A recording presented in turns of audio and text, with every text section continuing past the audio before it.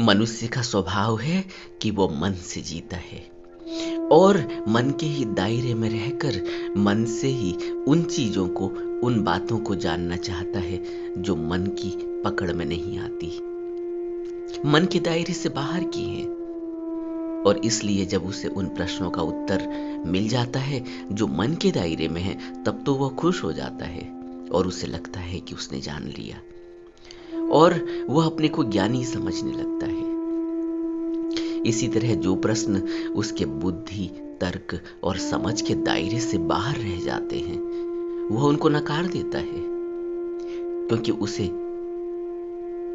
उनका कोई अनुभव नहीं, और फिर भी अपने ज्ञान को ठीक ही कहता है। और कुछ ऐसे प्रश्न हैं जिनका उसके पास कोई उत्तर नहीं, मगर उसने वह उत्तर मान रखा है। इसका कोई व्यक्तिगत अनुभव उसका अपना नहीं है और समाज में वो मान्यता सदियों से चली आ रही है क्योंकि वह गुणी ज्ञानियों के अपने अनुभव हैं, उन्होंने कही है, इसलिए वह सच है। मगर इसका कोई अपना व्यक्तिगत अनुभव नहीं, इसलिए मनुष्य को साधारणतया उसका अनुभव होता नहीं है और यह मान्यता इतनी खतरनाक हो जाती है कि उसका भविष्य ही अंधकार में डूब जाता है, क्योंकि वह कभी खोज नहीं कर पाता, क्योंकि उसने उसे मान ही लिया है। इसी प्रकार की अवधारणाएं, मान्यताएं पूरे समाज में, पूरे संसार में फैली हुई हैं और वह गूढ़ रहस्य हैं जिन पर मनुष्य का जीवन टिका हुआ है और वह उनको जान नहीं पाता, सिर्फ मान लेता है। जबकि बुद्ध कहते हैं कि जब तक मेरी बात तुम्हारा व्यक्तिगत अनुभव न हो जाए, उसे मान मत लेना, चाहे वो मैंने ही क्यों न कही हो, मगर वह अभी तुम्हारा अनुभव नहीं है। इसी तरह स्वर्ग है, नरक है या नहीं है, इस पर प्रश्न उठाया जाता है, जबकि स्वर्ग या नरक एक सिंबॉलिक है कि अगर मन में सुख है, शांति है, प्रसन्नता है, तो स्वर्ग का आनंद भोग रहे हो, और अगर दुख है, चिंता है, क्रोध है, घृणा है, ईर्ष्या, द्वेष, नफरत, तो मनुष्य नरक भोग रहा है। मगर यह बात उसको साधारणतया समझ में नहीं आती, क्योंकि उसने मान रखा है कि उसने कहीं पढ़ रखा है कि स्वर्ग और नरक कहीं आकाश में है, मरने के बाद वहां जाना होता है और मरने के बाद आदमी वहां जाता है। अगर अच्छे कर्म है तो स्वर्ग और बुरे कर्म है तो नरक, अच्छे कर्म है तो पुण्य कर्म है तो उसका फल स्वर्ग मिलता है, और अगर खराब कर्म है तो नरक मिलता है। और यही वो सब उन कर्मों का पल पल में हिसाब दे रहा है, यही अपना स्वर्ग भोग रहा है और यही अपना नरक भोग रहा है। मैं कुछ दिनों पहले एक मेट्रो ट्रेन से बाहर निकल रहा था। मैंने देखा कि एक जवान लड़का होगा, लगभग 22 से 25 साल का, वह किसी से फोन पर गालियां दे रहा था, जोर जोर से बात कर रहा था। वही एग्जिट गेट था जिससे मैं बाहर निकला, तो मेरी नजर उस पर पड़ी और आवाज सुनाई पड़ी। वह गुस्से में चला जा रहा था। वह किसी फीमेल से गालियां देकर बात कर रहा था, क्योंकि उसकी आवाज इतनी ज्यादा थी कि मुझे साफ सुनाई दे रहा था। जैसे जैसे मैं उसके करीब आता जा रहा था, उसका गुस्सा बढ़ता जा रहा, वो कांप रहा था। मैं उसके पीछे से आगे की तरफ निकल गया, उसको पास कर गया। अगर उस समय वह व्यक्ति जिससे वो बात कर रहा था उसके सामने होता तो वह कुछ भी कर गुजर जाता, शायद उसको जान से मार देता। वह इतना पागल हो चुका था गुस्से में। मैंने उसको क्रॉस किया, मैं आगे बढ़ गया, लेकिन उसकी आवाज मेरे कानों पर पड़ रही थी और धीरे धीरे वो बहुत जोर जोर से चिल्लाने लगा और फोन पर गालियां देने लगा। और एक बार वो इतनी जोर से चीखा और उसने अपना मोबाइल अपने सामने पटक दिया जमीन पर। क्योंकि मैं उससे काफी आगे निकल चुका था, मगर जब उसने इतनी जोर से मोबाइल अपने आगे रोड में पटका तो उसके कुछ टुकड़े मेरे तक पहुंचे। मैंने पीछे को देखा तो उसने मेरे ऊपर हाथ उठाया कि सॉरी, लेकिन वो कुछ कह नहीं पाया, उसका उसका मुंह बिल्कुल काला हो चुका था। वो शायद खेद व्यक्त करना चाह रहा था कि आप तक कोई चोट वोट तो नहीं आई, मगर वो आंसुओं से रोने लगा और बड़बड़ाने लगा। मैं तो आगे निकल गया, लेकिन यह घटना अभी कुछ ही दिनों की है। इस व्यक्ति ने अपना नरक निर्मित कर लिया है। उस वक्त वो नरक में जी रहा था। उसके हाथ पांव कांप रहे थे, गुस्से में पागल, मुंह काला, और वह ऐसे शब्द बक रहा था कि सुनने वालों के कान से भी खून आ जाए। सोचो, अगर उस समय वह लड़की या वह व्यक्ति इसके सामने होता तो ये क्या करता? यह उसे जान से भी मार सकता था। और वह भी जानती होगी कि यह फोन पर ही है तो क्या कर लेगा, तभी उसने उसे ऐसा कुछ कह दिया होगा। और यह लाचार फोन पर क्या करेगा, लेकिन अपना नरक निर्मित कर रहा है। न जाने कैसे इसका यह शरीर अब नॉर्मल होगा, मन नॉर्मल होगा, जो इतना ट्रिगर हो गया है। कितने एंजाइम, कितने केमिकल इसकी बॉडी से रिलीज हो चुके हैं, कितना इसका नुकसान हो चुका है। इसकी सोचने समझने की शक्ति खत्म हो चुकी है, इसको नहीं पता। नहीं तो क्या कोई अपना फोन ऐसे पटकेगा, वो भी इस बात को देखकर कि जिससे वो बात कर रहा है वो सामने है ही नहीं, तो उसका क्या करेगा? उसको तो पता भी नहीं कि तुमने फोन पटकाया, क्या किया, तुम्हारा क्या हो रहा है, क्या नहीं हो रहा है। लेकिन वो उस समय जानवर हो गया था। उसकी स्मरण शक्ति खत्म हो गई। सोचो कितने गंभीर परिणाम उसके मन और शरीर पर पड़े होंगे, और शायद ऐसे भी होंगे जो अब रिपेयर ही नहीं हो पाए। यही नरक भोगना है। यह व्यक्ति जीते जी नरक भोग रहा है, और कभी यह उस लड़की से सुख भोग रहा था। बातों से ही सही, कभी फोन पर बात हुई होगी, कभी मिलना हुआ होगा, कभी साथ खाया होगा, कभी हाथ पकड़ लिया होगा, तो सुख भोग रहा था। इससे लग रहा था कि यह इस संसार का सबसे सुखी व्यक्ति है, क्योंकि इसके पास गर्लफ्रेंड है। और अब यह व्यक्ति नरक भोग रहा है। बुद्ध कहते हैं कि तुम जिन चीजों को सुख समझ रहे हो यही दुख बन जाती हैं। जब उन्होंने 4 आर्य सत्य की घोषणा की तो उसमें उन्होंने कहा कि जिसको तुम सुख समझ रहे हो यह सुख नहीं है, यह समय रहते दुख में बदल जाता है। लेकिन तुम्हारे अंदर इतनी प्रज्ञा नहीं कि तुम दुख को दुख देख सको और सुख को सुख देख सको।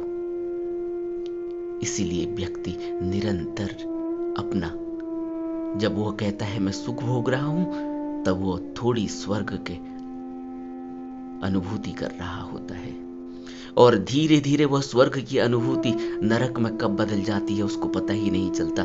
क्योंकि हर सुख का परिणाम दुख है ही।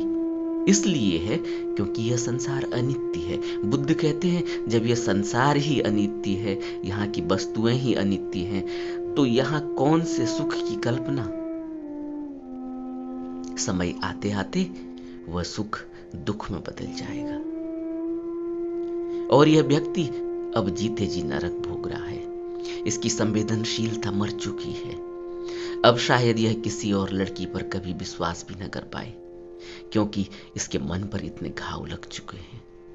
अब पूरी जिंदगी यह इन घावों को ढोएगा, इन यादों को ढोएगा, और इसका नरक दिन पर दिन गहरा होता जाएगा। यह नरक कभी भरने वाला नहीं। इसीलिए एक एक कदम को बड़े ही सलीके से जीना होता है। इसीलिए बुद्ध के वचनों पर ध्यान देना होता है, उन पर अमल करना होता है, उनको अपने जीवन में उतारना होता है। यह इतना आसान नहीं कि सुन लिया उसके बाद सो गए, खा लिया, फिर अगले दिन फिर सुन लिया, फिर सो लिया, फिर खा लिए, थोड़ी देर बैठ गए, फिर बैठते बैठते सो गए, ध्यान हो गया। ऐसे जीवन कब तक चलेगा? जीवन तो बहुत लिमिटेड है। इसीलिए बुद्ध कहते हैं कि त्वरा चाहिए, वेग चाहिए, एक गहरी आग चाहिए। एक ऐसी आग अंदर धधक रही होनी चाहिए कि वह निरंतर एक एक कदम सोच सोच कर व्यक्ति आगे बढ़ता है कि कहीं कोई दाग न लग जाए। हर विचार को पकड़ता है, हर कर्म को पकड़ता है। तभी तो बुद्ध कहते हैं कि भिक्षु कौन से कर्म करता है? भिक्षु कुशल कर्म करने वाला होता है, भिक्षु अच्छी भावना करने वाला होता है, और भिक्षु अपने मन पर 24 घंटे निगरानी रखता है। एक भिक्षु का जीवन जीना होगा। भिक्षु का जीवन आसान नहीं है, और जिसने भी इस मार्ग पर चलने का वायदा किया है, कसम ली है, अपने को तैयार किया है, प्रण किया है, उसको बहुत फूंक फूंक कर चलना होता है। वह जीवन साधारण संसारी का जीवन नहीं है। इस बात पर बहुत गहरे में अपने अंदर इसको गहरे में बैठा लेना चाहिए, एक जिज्ञासु को, एक भिक्षु को और एक साधक को। जीवन की समझ आती ही नहीं, प्रज्ञा चाहिए, और प्रज्ञा के लिए मन में ठहराव चाहिए, थोड़ी शांति चाहिए, इसीलिए ध्यान चाहिए, विचार करने की क्षमता चाहिए। सोचो, क्या ऐसा व्यक्ति विचार कर पाएगा जो फोन पर बात करने में ही इतना पागल हो चुका हो कि मोबाइल पटक दे? उस व्यक्ति के अंदर कभी प्रज्ञा पैदा हो पाएगी? इसी तरह के लोगों से समाज भरा पड़ा है, और यह लोग सिर्फ मनुष्य रूप में दिखाई देते हैं, मगर एक पशु से ज्यादा इनके मन का विकास नहीं हुआ है। और यही व्यक्ति कल जब थोड़ा शांत हो जाता है तो तब पूछता है कि स्वर्ग कहाँ है, नरक कहाँ है, आत्मा है या नहीं है, परमात्मा है या नहीं है, बताओ। और ये बुद्ध के आगे इस प्रश्न को ले जाते हैं, तो बुद्ध क्या कहेंगे? संसार किसने बनाया, क्यों बनाया? क्या उत्तर देंगे इनका? इस व्यक्ति के अंदर समझ कहां है इन प्रश्नों को समझने की? क्योंकि यह प्रश्न समझ से ऊपर के हैं, यह अनुभव के हैं। और यही व्यक्ति अब अपने को ज्ञानी कहता है, जो कल तक इतना गुस्सा कर रहा था, या रोज गुस्सा करता है, सुबह शाम करता है घर के अंदर। और यह व्यक्ति जानना चाहता है कि आत्मा है। अब इससे क्या कहा जाएगा? इसलिए बुद्ध चुप रह जाते हैं। कितनी बार आप पूछोगे उतनी बार वह चुप रहेंगे। आत्मा है, वह चुप। परमात्मा है, वह चुप। संसार किसने बनाया, वह चुप। क्या कहें, किससे कहें? इसीलिए तो जब ज्ञान उतरता है तो चुप हो जाते हैं बुद्ध। किससे कहेंगे वो ज्ञान? यहां कौन समझेगा वो ज्ञान? उतनी चेतना किसी की प्रगाढ़ हुई नहीं, उतनी प्रज्ञा किसी की जगी नहीं। तभी तो बुद्ध को ऊपर से उतरकर देवता कहते हैं कि नहीं, उन व्यक्तियों को संदेश दो जिनके अंदर थोड़ी सी चिंगारी की जरूरत है, जिनके अंदर आग लगी ही हुई है, थोड़ी सी चिंगारी चाहिए, थोड़ा सा सहारा चाहिए। तब बुद्ध अपने वचन बोलते हैं। बहुत गहरे में विचार करना होगा। यह जीवन इतना, यह आध्यात्म इतना आसान नहीं, इसमें बहुत गहरे में डुबकी लगानी होती है। और जो प्रज्ञाशील है, जिनको कुछ अनुभव हुए, जिन्होंने कुछ अनुभव किया, वह सत्य पर चुप ही रह जाते हैं। तभी तो कोई उत्तर नहीं देते। उत्तर देने के लिए पहले वहां तक, उस अवस्था तक पहुंचना होगा। अगर कोई व्यक्ति लाल किले में खड़ा है और हम जमीन में खड़े हैं, वह लाल किले से पूरा शहर देखता है। वो कहता है पूरा शहर देख रहा हूं मैं, कितनी बड़ी बड़ी बिल्डिंगें हैं, कितने बड़े बड़े भवन हैं, कहाँ क्या है। और हम कहते नहीं नहीं, ऐसा कुछ भी नहीं है, हमें तो दिखाई नहीं दे रहा है। तुम्हें कब दिखेगा? तुम्हें भी लाल किले में चढ़ना होगा, तब दिखेगा ना। इसलिए बुद्ध सहारा देते, कहते हैं थोड़ा ऊपर तो उठो, थोड़ी प्रज्ञा तो जागृत करो, तब दिखेगा। लेकिन हम जमीन में रेंग रहे हैं और रेंगते हुए पूछना चाहते हैं, क्या आत्मा है, क्या परमात्मा है? क्या उत्तर देंगे? और उनकी चुप्पी का असर क्या हुआ कि यह बात फैल गई कि बुद्ध ने तो आत्मा को ही नकार दिया। आत्मा को नकारा नहीं, आत्मा के ऊपर बात नहीं की, आत्मा के ऊपर चुप रह गए। क्योंकि वह बात करने जैसी नहीं है। उससे और भ्रम ही होगा, क्योंकि वह व्यक्ति जो जमीन में रेंग रहा है उससे क्या आत्मा की बात करेंगे, जिसको अपने मन का पता नहीं, जिसको अभी अपने शरीर का पता नहीं, जिसको अपने भावनाओं और वेग का पता नहीं। अभी ऊपर जिक्र किया कि किस तरह व्यक्ति बातों बातों में, जहां कोई व्यक्ति है ही नहीं, सिर्फ बात चल रही है फोन पर, और इतना पागल हो गया कि उसने अपना मोबाइल पटक दिया है, अपने पांव जमीन पर मार रहा है, अपना सर दीवार पर मारेगा यह व्यक्ति। और यह व्यक्ति पूछता है आत्मा कहाँ है? बुद्धि इसको क्या उत्तर देंगे? और यह हर व्यक्ति की स्थिति है। तो क्या यह व्यक्ति आत्मा को जान पाएगा? क्या यह व्यक्ति परमात्मा को ऐसे समझ पाएगा? क्या यह व्यक्ति यह समझ पाएगा कि संसार किसने बनाया? जिस व्यक्ति का अपने मन पर कोई कंट्रोल नहीं, जिस व्यक्ति का अपनी भावनाओं पर, अपने इमोशंस पर कोई कंट्रोल नहीं, जिस व्यक्ति का अपने मन पर कोई कंट्रोल नहीं, क्या वो व्यक्ति यह जान पाएगा कि आत्मा है या नहीं? थोड़ा समझो। कोई मुझे कमेंट करके कह रहे थे, आप बताओ, प्रैक्टिकली समझाओ मुझे कि बुद्ध ने आत्मा और परमात्मा पर क्या कहा। प्रैक्टिकली, सोशल मीडिया पर प्रैक्टिकली, लेकिन वह व्यक्ति अभी उतना ही समझ सकते हैं। ठीक है, जिज्ञासु हैं, समझ है, थोड़ा सा भावनाएं विकसित हुई हैं, आध्यात्म की तरफ बढ़ने के लिए उन्होंने एक विचार तो बनाया, उनके अंदर विचार तो उठा, बहुत अच्छी बात है। लेकिन थोड़ा समझो, थोड़ा और स्थिर हो जाओ, थोड़ा और विचार करो, थोड़ा सा मनन करो, थोड़ा सा पठन पाठन करो। बहुत किताबें हैं, बहुत मटेरियल है, मटेरियल की कमी नहीं, किताबों की कमी नहीं, ग्रंथों की कमी नहीं।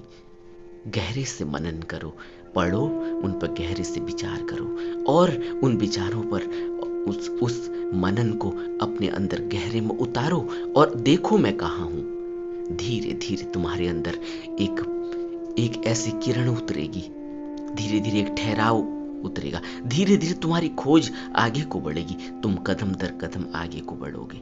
और जब खोज आगे को बढ़ेगी तो तुम फिर खोजोगे, क्या कोई गुरु है, क्या कोई ग्रंथ है जहां से मुझे ज्ञान मिलेगा, प्रैक्टिकल अनुभव होगा। अगर ग्रंथों में अनुभव नहीं हो सकता तो क्या मुझे कोई गुरु मिलेगा जो अनुभव देगा? तो मैं क्या करूं, कौन सा मार्ग अपनाऊं, कौन सी प्रैक्टिस करूं, कहां जाऊं कहां नहीं जाऊं? तो हाथ पांव मारता है और फिर उसे कहीं ना कहीं कोई रास्ता दिखता है। अब मुझसे कमेंट करते हैं कि बताओ, आप बताओ गुरु। मैं आपको गुरु कैसे बता सकता हूं? आपकी अवस्था क्या है ये तो आप ही जानते हो ना, मैं तो नहीं जानता। और मेरे कहने से तुम वहां जाओगे और समझोगे, यह भी नहीं है। जब तक तुम हाथ पांव नहीं मारोगे, जब तक तुम्हारे अंदर खुद तुमने नहीं खोजा होगा, तब तक तुम उसे उतना सीरियस नहीं लोगे। समझो, थोड़ा सा समझो, प्रैक्टिकली समझो, तब तक आप नहीं समझोगे। जब आप खुद हाथ पांव मारोगे और जब आप सिर्फ एक खोज के लिए निकले होगे कि मुझे सिर्फ ध्यान करना है, सिर्फ ध्यान करना है, मुझे कुछ नहीं पता, मुझे कोई पता नहीं कि कौन व्यक्ति कर रहा है, कौन नहीं कर रहा है, कौन बगल में बैठा है, कौन नहीं बैठा है, मुझे नहीं पता कि कौन आदमी क्या कह रहा है, मुझे तो ध्यान करना है।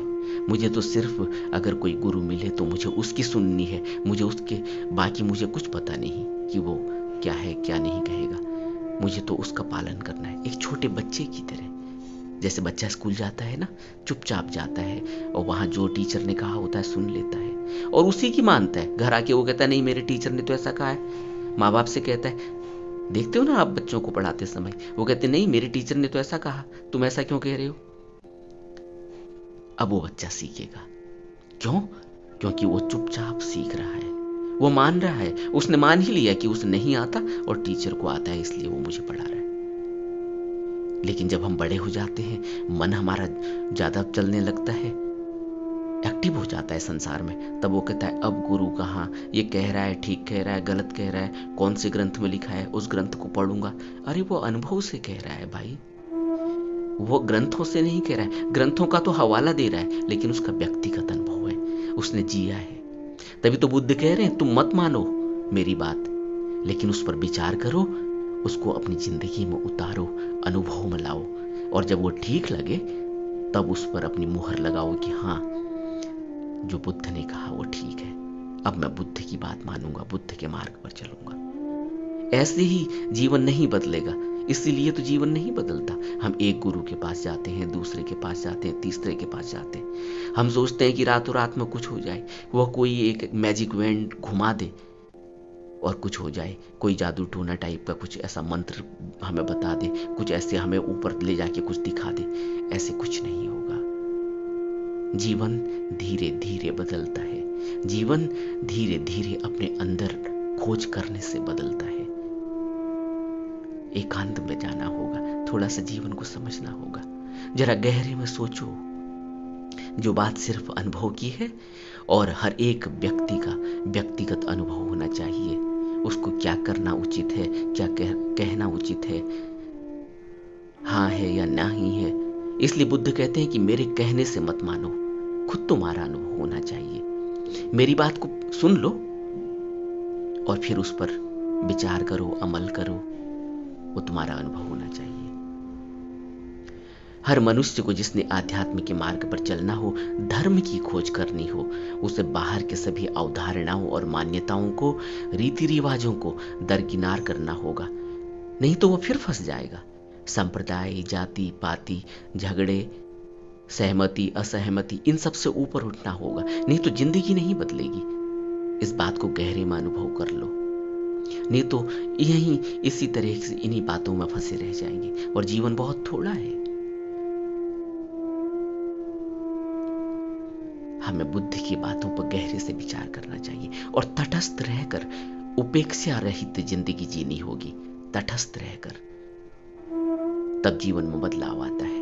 उपेक्षा का पाली में अर्थ है न भला न बुरा, तटस्थ रूप से। अगर कोई व्यक्ति पाप कर रहा है, वो उसके पाप अलग हैं और वो व्यक्ति अलग है। हमें तो तटस्थ रहकर देखना है। हमें उस पाप से उस व्यक्ति को नहीं देखना। पाप अलग चीज है, व्यक्ति अलग चीज है। ऐसे तटस्थ रहकर उस व्यक्ति से नफरत नहीं करनी। पाप गलत है, उसने किए क्योंकि वह अभी अनभिज्ञ है, वह अभी अनजान है, वह अभी जानता नहीं, वह अभी दुख में है, वह अभी उतने गहरे में, उसके अंदर प्रज्ञा या उसके अंदर अभी उतना चेतन मन नहीं है। सिर्फ यह मानो, वो कर रहा है नहीं कर रहा है, वो खराब आदमी है, यह हमारा मतलब नहीं। इसीलिए जहां हम अपने मन को इस तरह से अपना जजमेंट देने लगते हैं, वहीं जीवन में नरक निर्मित होने लगता है और हमारा विकास नहीं होता। सबसे बड़ी बात है कि हमारा विकास हो। हमें बुद्ध के मार्ग पर चलना है। हर बुद्ध पुरुष का यह अनुभव है। इसीलिए हमें गहरे में बुद्ध के अनुभव उपदेशों पर विचार करना चाहिए। हमें अनुभव करना है और उनके बताए मार्ग पर चलना है। तो हमें निरंतर अभ्यास करना